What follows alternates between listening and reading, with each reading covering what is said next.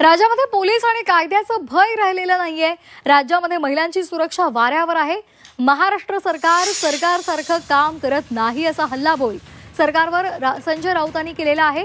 गृह खात्याचा कारभार असंवेदनशील आहे असंही राऊत म्हणाले। भाजपच्या महिला नेत्या आता गप्प का बसल्यात असा प्रश्नही राऊतांनी विचारलेला आहे। राज्याच्या पोलीस महासंचालकपदी महिला अधिकारी आहे, मात्र तरी सुद्धा राज्यामध्ये महिलांची सुरक्षा वाऱ्यावर आहे। महाराष्ट्र सरकारसारखं काम करत नाही असा हल्लाबोल राऊतांनी केलाय। अत्यंत असंवेदनशील पद्धतीने गृह खात्याचा कारभार सुरू आहे। गृह खातं काय करताय?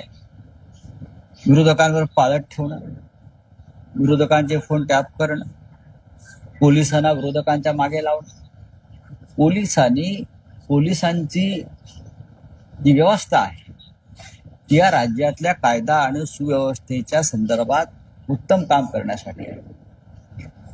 पण पोलीस हे आमच्या पक्षाचे चाकर आणि नोकर आहेत, अशा पद्धतीने त्यांना राबवलं जात असेल तर फलटण आणि मुंबई सारख्या दुर्घटना सतत घडत राहतील।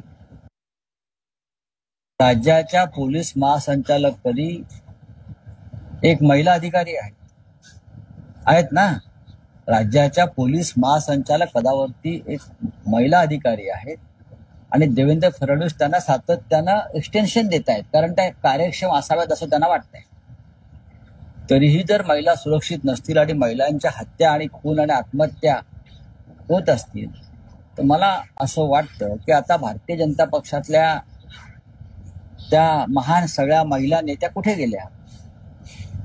हे जर इतर कोणाचं सरकार असतं तर या महिलांवरील हल्ले, अत्याचार, खून या विरोधामध्ये सत्ताधारी पक्षाच्या महिला नेतृत्वानं, महिला आमदारांनी रस्त्यावर तांडव केला असतं। मग आता या सगळ्या गप्प काय?